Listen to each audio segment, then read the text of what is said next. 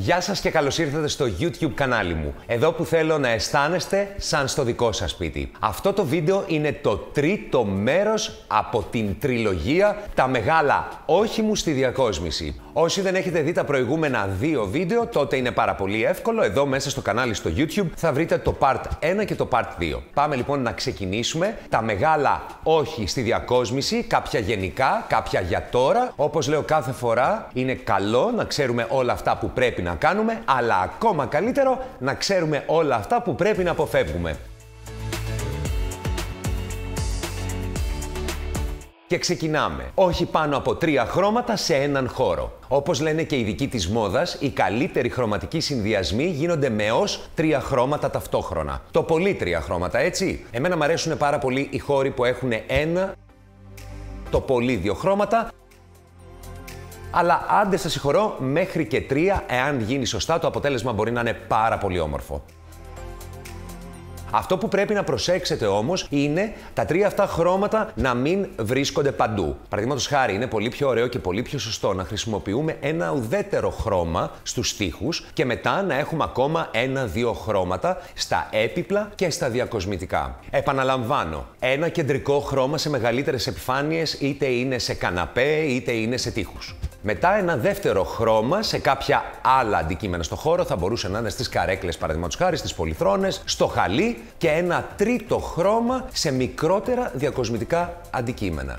Η αρμονία είναι πάρα πολύ σημαντική. Θα μου πείτε τώρα εσείς, Σπύρο, έχω δει πάρα πολλούς χώρους που έχουν πάρα πολλά χρώματα και τώρα τελευταία είναι και πολύ της μόδας και είναι πάρα πολύ όμορφοι. Εκεί θα σας απαντήσω ότι αυτοί έχουν γίνει από ειδικούς και είναι πάρα πολύ δύσκολο να συνδυάσεις πάνω από 3 χρώματα και να καταφέρεις να το πετύχεις, εκτός κι αν είσαι το αστέρι της διακόσμησης. Δείτε τις φωτογραφίες εδώ. Πάνω από 3 χρώματα, πολλά χρώματα, μπορεί να ταιριάζουν τα χρώματα μεταξύ τους, αλλά ο χώρος δεν φαίνεται όμορφος, δεν έχει προσωπικότητα και σε μπερδεύει.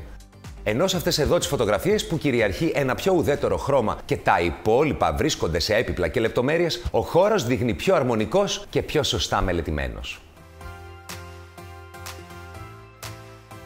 Δεύτερο μεγάλο όχι, όχι άλλο φυσικό δέρμα. Αυτό είναι πλέον απαγορευτικό. Υπάρχουν εξαιρετικά τεχνητά δέρματα, τα οποία μοιάζουν εντελώς με δέρμα. Μερικά από αυτά μυρίζουν και σαν να είναι δέρμα, τα οποία είναι και πάρα πολύ ανθεκτικά, κρατάνε δηλαδή πολύ περισσότερο από το δέρμα και έχουν 1000 καλά. Στην αγορά θα βρείτε τεράστια ποικιλία από τέτοια τεχνητά δέρματα. Υπάρχουν πάρα πολλά χρώματα, διαφορετικές υφές, άλλα είναι πιο χοντρά, άλλα είναι πιο λεπτά και υπάρχουν και εξαιρετικές ποιότητες. Εάν θέλετε στο σπίτι σας να έχετε έπιπλα, μαξιλάρια ή οτιδήποτε άλλο διακοσμητικό από δέρμα, τα τεχνητά δέρματα θα σας δώσουν εντελώς το look που επιθυμείτε και θα είναι και μια πάρα πολύ σωστή και υπεύθυνη κίνηση. Αυτός εδώ ο καναπές μπορεί να τον βλέπετε τόση ώρα και να νομίζετε ότι είναι από δέρμα, αλλά δεν είναι. Είναι από ένα εξαιρετικής ποιότητας τεχνητό δέρμα. Όχι στον ζυγό αριθμό διακοσμητικών. Όταν διακοσμείτε το σπίτι σας, όταν φτιάχνετε γωνιές, καλό είναι ως επιτοπλίστων να διακοσμείτε με μονό αριθμό. Τι σημαίνει αυτό? Τοποθετήστε, φτιάξτε τριάδες. Όλοι οι επαγγελματίες αξιοποιούμε τον μαγικό αριθμό 3 ως κοινό μας μυστικό. Ο λόγος είναι γιατί το μάτι από τη φύση του έχει την τάση να ζευγαρώνει ό,τι βλέπει. Επομένως, όταν χρησιμοποιείτε μονούς αριθμούς, βοηθάτε τα αντικείμενα να ξεχωρίσουν. Για παράδειγμα, αυτά τα 3 κεριά εκεί και τα 3 μαζί φαίνονται πάρα πολύ όμορφα. Για να δούμε όμως τώρα πώς θα φαίνονται τα 2.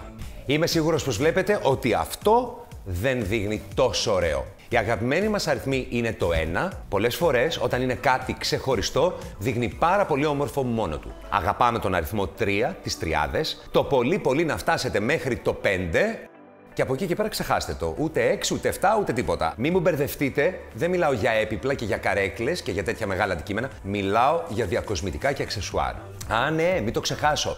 Θέλω να μου γράψετε στα σχόλια ποια είναι τα δικά σας μεγάλα όχι στη διακόσμηση, τι δεν σας αρέσει καθόλου όταν το βλέπετε μέσα σε σπίτια ή τι πιστεύετε πως όταν το κάνουν οι άνθρωποι στα σπίτια τους, τα σπίτια δεν δείχνουν πιο όμορφα. Γράψτε μου σχόλια, μου αρέσει πάρα πολύ να τα διαβάζω, μου αρέσει πολύ να έχουμε αυτή την επικοινωνία.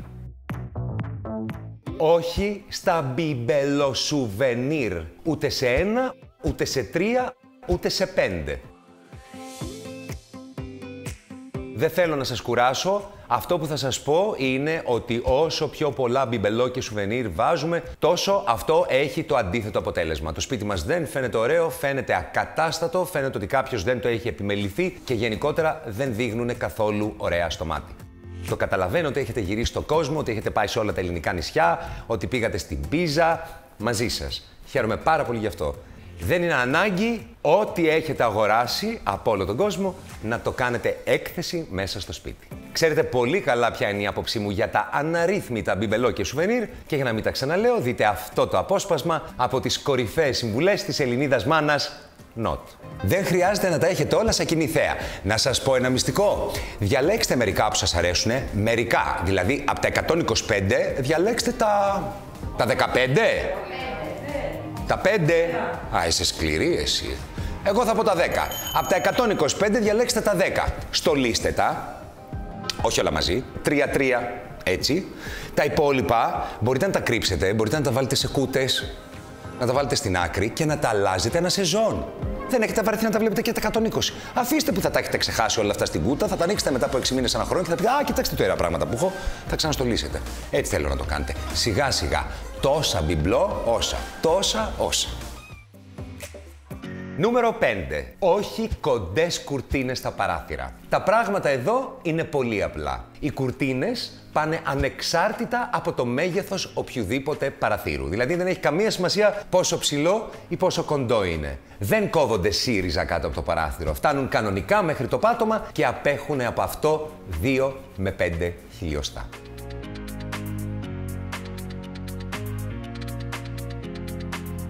Όχι στα συνθετικά υφάσματα. Καλό είναι όσο μπορούμε να αποφεύγουμε τα συνθετικά υφάσματα. Εκεί που μπορούμε να τα προτιμάμε είναι στα τεχνητά δέρματα. Η ευαισθητοποίηση για τα περιβαλλοντικά ζητήματα μας οδηγεί στη χρήση βιώσιμων και φυσικών υφασμάτων, όχι μόνο στην ένδυση, αλλά και στο σπίτι μας. Τα συνθετικά υφάσματα μπορούν πλέον να μην είναι η πρώτη μας επιλογή και την θέση τους να πάρουν φυσικά ή ακόμα και ανακυκλωμένα υφάσματα.